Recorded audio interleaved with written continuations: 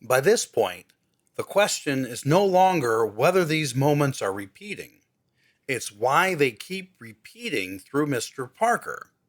Because once you start looking at the time burps as something structured, once you start wondering whether they follow a pattern, the next thing that stands out is the one thing they all seem to have in common.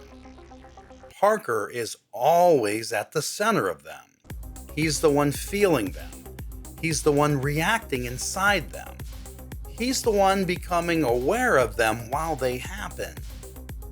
And that starts to change the shape of the whole idea.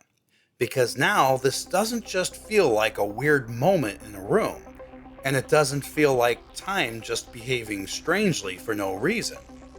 It starts to feel personal. Not emotional, but specific.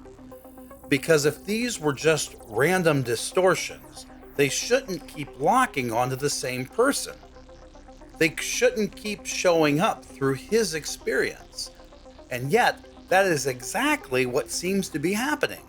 The repeats are not just happening through Parker, they're happening with him at the center of them.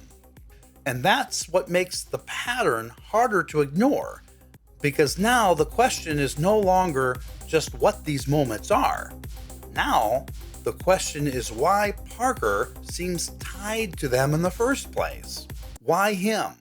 Why does he feel them before anyone else would? Why does he seem to be caught inside them in a way nobody else is? At this point, it still doesn't mean he understands it. It doesn't mean he can control it. But it does mean the pattern is getting harder to dismiss as coincidence. Because once the same strange effect keeps centering on the same person, it stops looking random and it starts looking connected. And once that possibility is on the table, the next step feels inevitable. Because if this really is tied to Mr. Parker, then sooner or later, he's going to start pushing back on it.